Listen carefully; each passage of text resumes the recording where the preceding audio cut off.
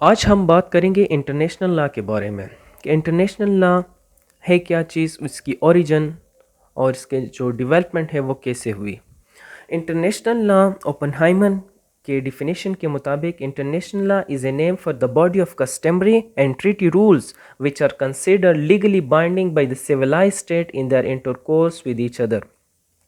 International law میں ہم وہ چیزیں ڈسکس کرتے ہیں جو دو اسٹیٹ کے درمیان جو ٹریٹیز ہوئی ہیں وہ کس طرح اس دونوں پہ امپلیمنٹ ہوتی ہے۔ اس میں ہم دو اسٹیٹ کے درمیان جو ریلیشن ہے اس کو ریگولیٹ کرتے ہیں، اور انٹرنیشنل لا کے بغیر ایک ملک یا ایک اسٹیٹ انٹرنیشنل کمیونٹی میں سروائیو نہیں کر سکتا۔ Origin of international law, the father of international law جو ہے وہ ہوگو گروٹس ہے۔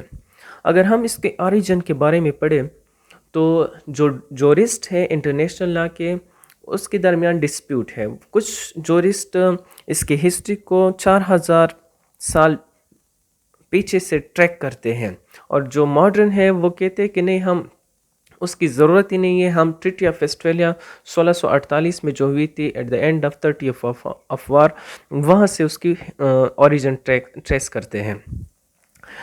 جو انٹرنیشنل لا ہے اس میں سب سے زیادہ کام جو ہے وہ ہمیں گریک کا ملتا ہے، جو گریک سٹی اسٹیٹ تھے یا جو گریک کا جو سویلائزیشن ہے اس سے ملتا ہے۔ اگر ہم جیوس کو اسٹڈی کر لیں، جیوس کی ہسٹری کو دیکھ لیں، تو وہ بھی جب ایک ملک کے ساتھ یا دوسرے کمیونٹی کے ساتھ، فارن کمیونٹی کے ساتھ ریلیشن بناتے تھے تو وہ بھی ایک خاص رولز پہ بیس ہوتے تھے، جس سے ثابت ہوتا ہے کہ پہلے بھی انٹرنیشنل لا مطلب ایک اسٹیٹ کے دو اسٹیٹ کے درمیان رولز کے بغیر ریلیشن نہیں بنتے تھے۔ اور اس کا جو اہم جو کوٹ ہے وہ ہے کہ love the stranger yet were stranger in the land of Egypt.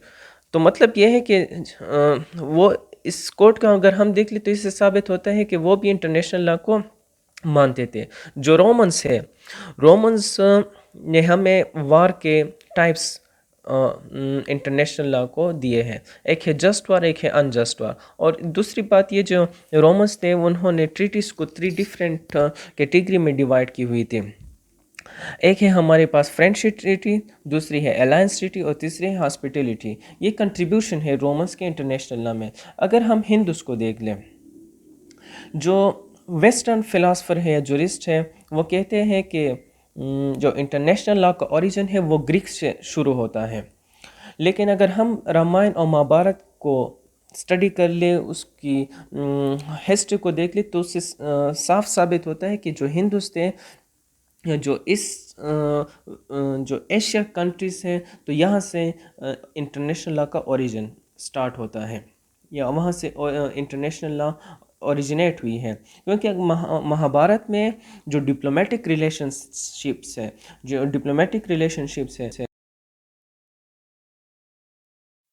Mahabharat میں جو وار کے رولز ہیں، ہم نے وار کس طرح کرنی ہے، کن بیسس پہ کرنی ہے، وہ رولز ہیں جو وار کے ساتھ ریلیٹڈ ہیں۔ رامائن میں جو ہمارے پاس ہے ڈپلومیٹک ریلیشن، ایک اسٹیٹ کے ساتھ جو ریلیشنس ہے، جو ٹریٹی سے یا کسٹمری لا ہے وہ ڈسکس ہوئے ہیں۔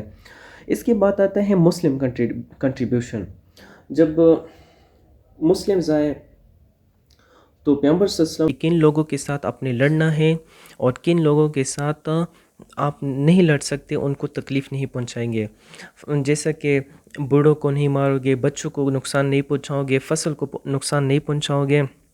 تو نان کمبیٹنٹ اور کمبیٹنٹ کا کانسیپٹ دیا۔ دوسری بات، جو ٹریٹس ہے چارٹر آف مدینہ یا جو ہمارے پاس ہے ٹریٹی آف حدیبیہ، یہ بہت بڑا کنٹریبیوشن ہے انٹرنیشنل کمیونٹی کو یا انٹرنیشنل لا کے اوریجن کو۔